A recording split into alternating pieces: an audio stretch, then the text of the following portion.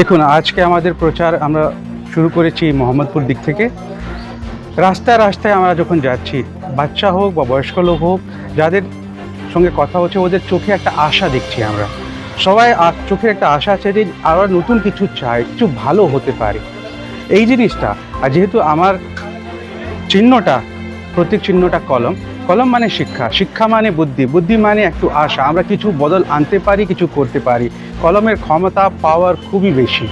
এই প্রচুর বাচ্চাদের সঙ্গে কথা হয়েছে, সবাইকে বলেছি ভালো করে পড়াশোনা করো। এই কলম যা ওদেরকে দিচ্ছি, এই কলম ওদেরকে একটা মেসেজ দিচ্ছি কি যেরকম আমি, আমার ভাই একটা জায়গায় এসে গেছি, তোমরাও যদি ভালো করে পড়াশোনা করো, এই কলমকে মেসেজ নিয়ে, তাহলে তোমরাও এই জায়গায় আসতে পারো। ওরা আমাদের ভবিষ্যৎ, ওদের পুরো দেশের ভবিষ্যৎ। ওরা যখন ভালো করে পড়াশোনা করবে, ওরা যদি এগিয়ে যাবে, আমাদের দেশটাও এগিয়ে যাবে। এই মেসেজটা আমরা দিতে চাইছিলাম।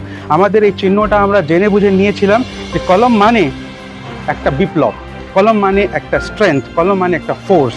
ওই ফোর্সটা যখন বাচ্চাদেরকে দিচ্ছি, বয়স্ক লোকদেরকে দিচ্ছি, ওরা বুঝতে পারছে যে আমরা আর আমাদের পার্টির ওই যে মেসেজটা, পার্টির যে ফিলসফি, শিক্ষা, সবার সমৃদ্ধি, এই কলম চিহ্ন দিয়ে ওদেরকে বোঝাতে চেষ্টা করছি। মানুষের কেমন সাড়া পাচ্ছে? মানুষ তো ভালো করে গ্রহণ করছে আমাদেরকে, আর আমায় খুব ভালো লাগছে। ওরা চাইছে ভালো লোক আসুক রাজনীতিতে। রাজনীতি মানে শুধু টাকা পয়সা নয়, রাজনীতি মানে রাজার নীতি, লোকদের জন্য নীতি, ওদের জীবনে কী করে চলবে, রীতিমতন কী করে করতে পারে, এই যে নীতিটা এই রাজনীতি। ইংরেজিতে বলি পলিটিক্স, পলি মানে পিপল, টিক্স মানে সিস্টেম, লোকদের জন্য যা সিস্টেম হয়। এরা খুবই সহজ লোক, সোজা লোক। এরা কি চায়? এরা চায় উন্নয়ন, এরা চায় ন্যূনতম বেসিক জিনিস যা ওদের চাহিদা আছে। স্যার, এই নিউ টাউনে একেবারে হেভিওয়েট নেতা তৃণমূল কংগ্রেসের প্রার্থী তাপস চ্যাটার্জি, তার এগেনস্টে জিততে পারবে, কতটা আশা?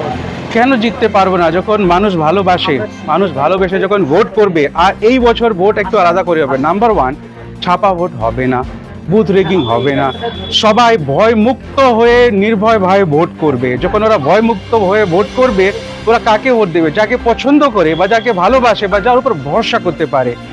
আমরা যে জায়গায় দাঁড়িয়ে আছি, আমি যেখানে দাঁড়িয়ে আছি, আমার মনে হয় লোকেরা চায় এইরকম শিক্ষিত লোক, এইরকম সভ্য লোক আসুক। আমার মনে হচ্ছে, আমি খুবই কনফিডেন্ট যে খুব ভালো করে আমি ভোট পাবো, হতেও পারে আমি এই বছর জিতে বিধায়ক হয়ে যাব। এলাকায় কি অভিযোগ পাচ্ছেন সংখ্যালঘু এলাকা? আমাদের পুরো রাজারহাট অঞ্চলে 4টে মেজর প্রবলেম আছে, সমস্যা আছে: শিক্ষা, স্বাস্থ্য, রাস্তা, পানীয় জল। এর সঙ্গে আজকে সবাই তা জেনে গেছে এসআইআর সব থেকে বড় সমস্যা। যাদের নাম বাদ দিয়ে দিয়েছে, ওরা কি করবে বুঝতে পারছে না। আপনারা তো জানেন, আমরা কিছুদিন আগে একটা নতুন পরিষেবা চালু করেছি।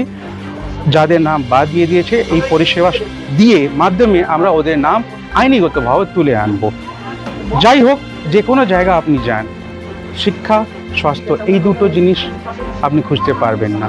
এত বড় অঞ্চলে আমাদের শুধু দুটোই সরকারি হাসপাতাল, আরবেরিয়াতে আর রেকজয়েন্টে। ওদের অবস্থা তো, দুটো হসপিটাল অবস্থা আপনি দেখে বুঝে যাবেন আমরা কোথায় দাঁড়িয়ে আছি। যে নির্দল প্রার্থীর নমিনেশনের পরে তাদের এইভাবে প্রচার করতে আমরা দেখিনি, আপনি একটা ব্যতিক্রম এত প্রচার করছেন কেন?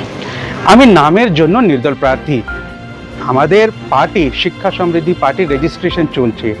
রেজিস্ট্রেশন না পাওয়ার কারণে আমরা পার্টি মতন পলিটিক্সে আসতে পারিনি, সেই কারণে নির্দল। কিন্তু আমাদের ব্যাকআপ আছে, শাহ আলম ভাই আর আমাদের যে পুরো সিদ্ধান্তটা, আমরা যা করব পার্টিগত হয়ে করব। তো নির্দল আছি, তো নামের জন্য নির্দল আছি, কাজের জন্য আমরা পার্টিগত হয়ে কাজ করছি। আগামী দিনে আপনাদের কর্মসূচি কি হবে?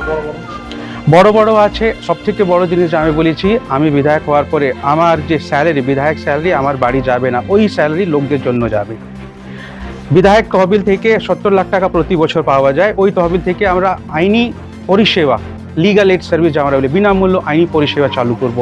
আমার একটা প্রতিশ্রুতি আছে যে আমরা আর্সেনিক ছাড়া জল, আর্সেনিক মুক্ত জল লোকদেরকে দেবো। ওর জন্য আমরা একটা কোঅপারেটিভ সোসাইটি করে একটা ফিল্টারেশন প্ল্যান্ট আমরা বসাবো। ওর সঙ্গে অনেক জিনিস আছে, কিন্তু সব থেকে বড় পিপিপি মডেলের চেষ্টা করব, যেখানে আমরা বড় মাল্টি স্পেশালিটি হাসপাতাল আনতে পারি।